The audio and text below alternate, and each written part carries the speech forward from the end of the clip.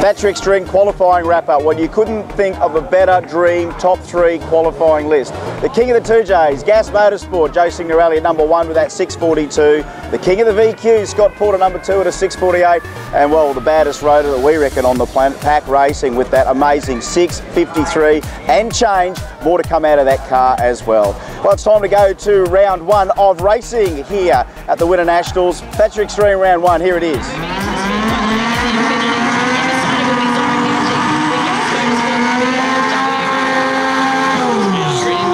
Factory Xtreme. After the first session, Joe Signorelli, Smoking Joe there on top of the 6:48, only by 0.05 of a second. Right behind him is Scott Porter, who is on track looking to take back that number 1 spot.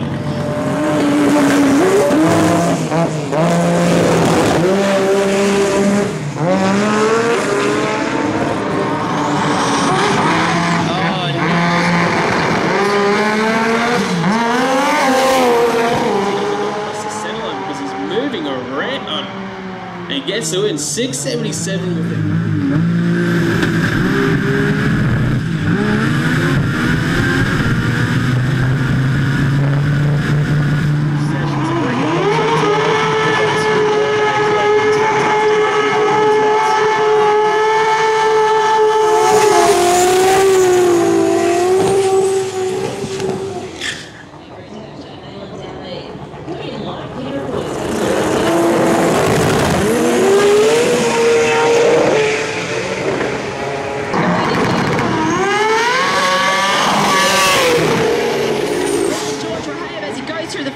It's a nice quick pass, a 6:51, 210 miles an hour there for the Pack Performance Mazda 6.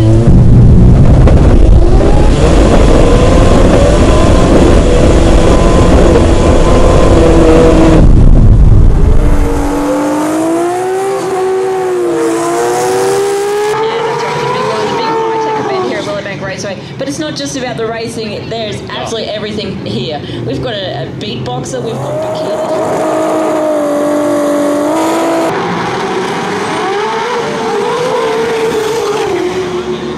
It gets sideways. Oh! And I think Rod Harvey may have just crossed the centre line as well.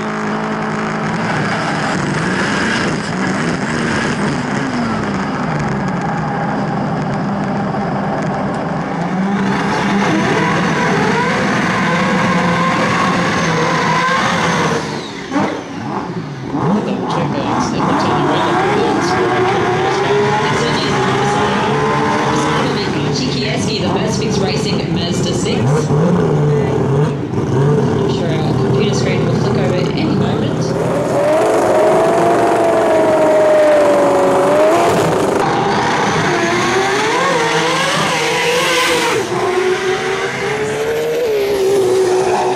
Spectacular there for the reaction time range, but he's gone on through for a 7:43, 137.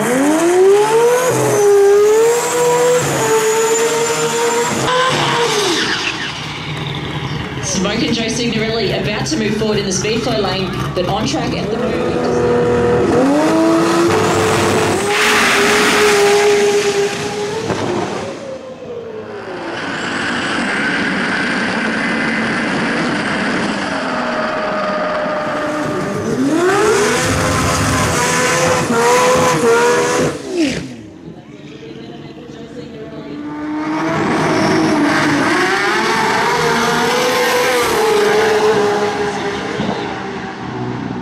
Runs on through, runs a 6:77.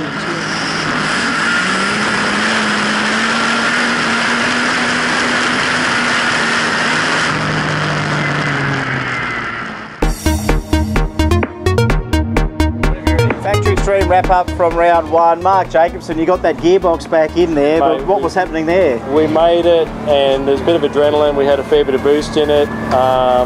Just sort of I tie shook a little bit, and then just went a little bit to the right. I kept in it, and then boom, all the boost come in, and it was just a bit hairy for me, so I got out of it. Yeah, just got a little bit out of shape after half track, and a little bit of a bump in the track there, and we've had enough to unsettle the car.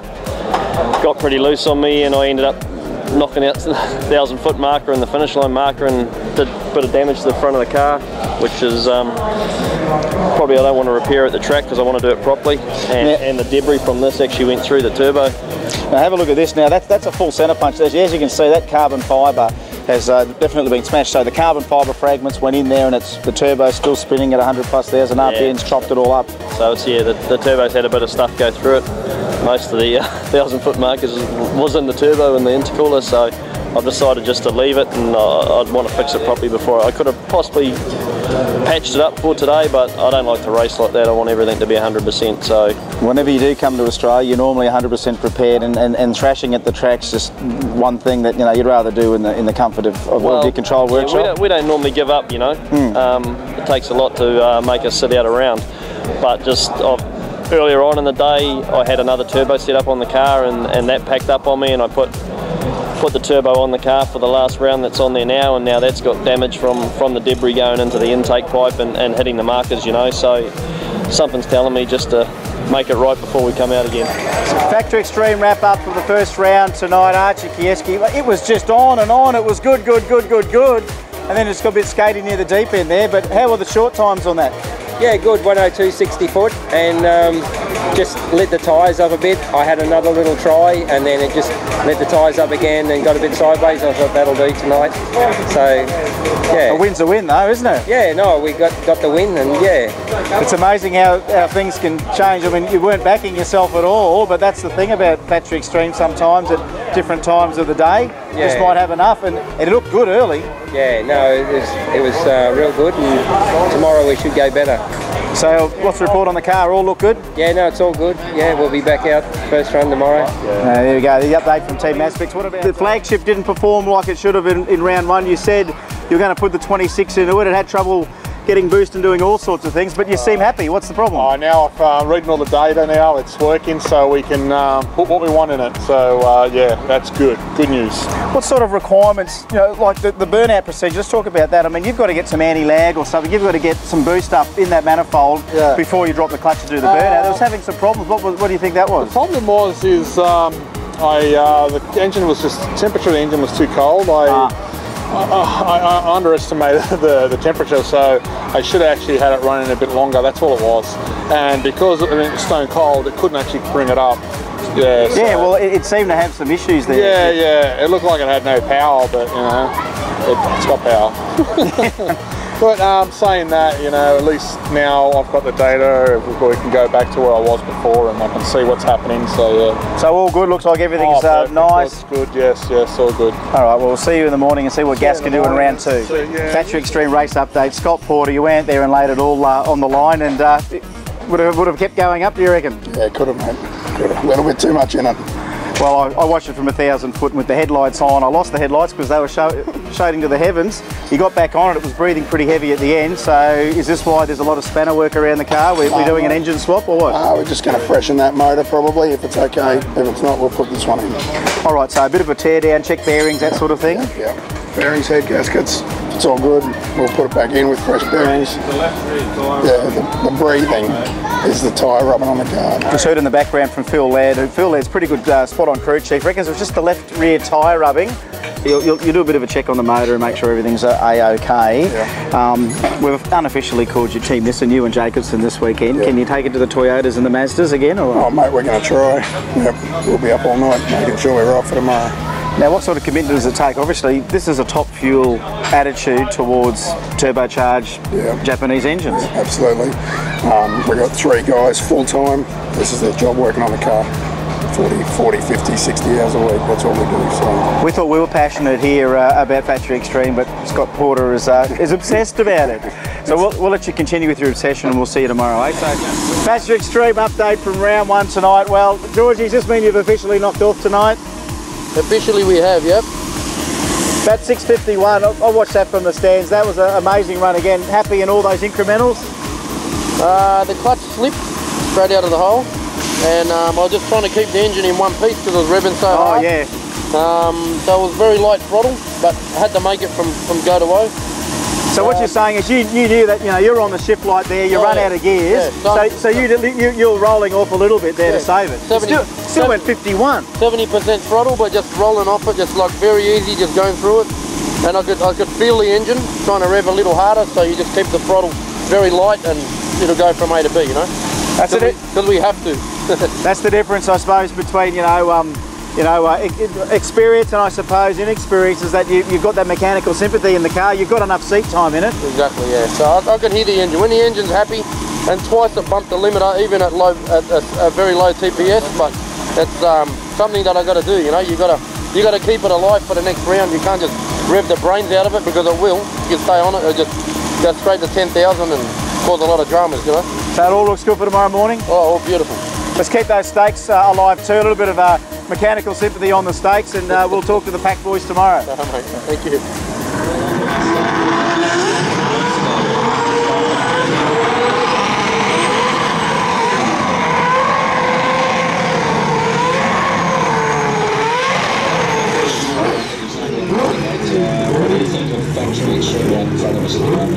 Well, at the moment, I've already got the jitter going on. I love that much, but just see the bars, see the there is amazing.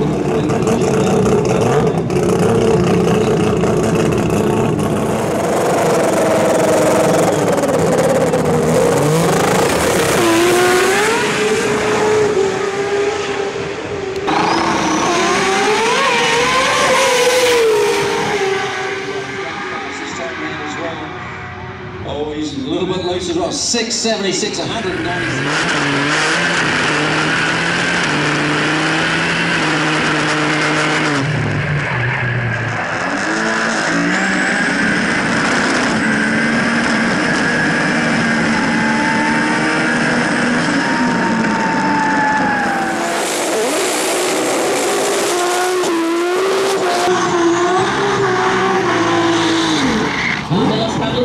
The top RPM Salika coming forward.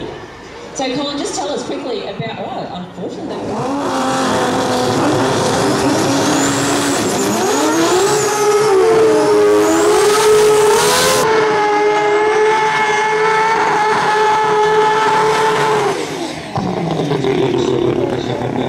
Xtreme teams out there, the BMW Rotors,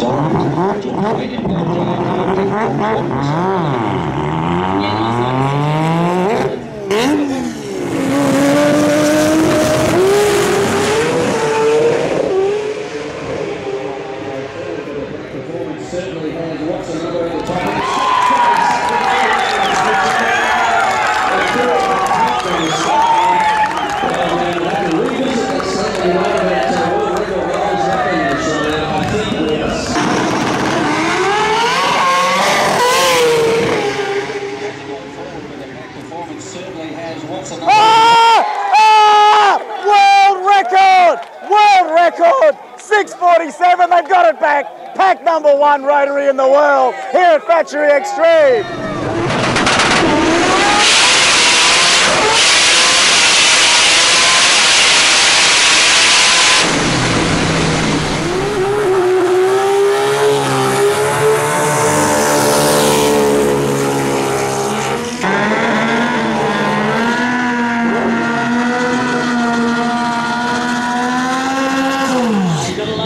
Sound of the infinity of Scott Quarters. In beside him, Tony Whitlock, the Toyota Orion, running for Ultimate Financial Group.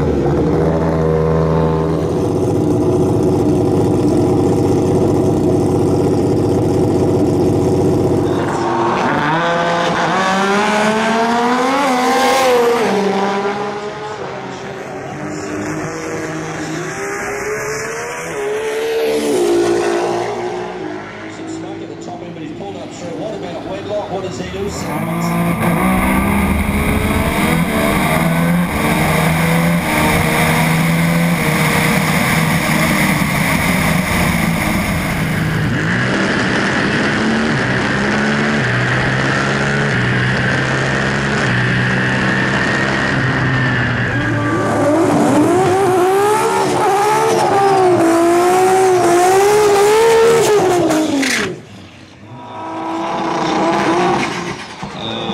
Folks, I'm going to get past 60 feet.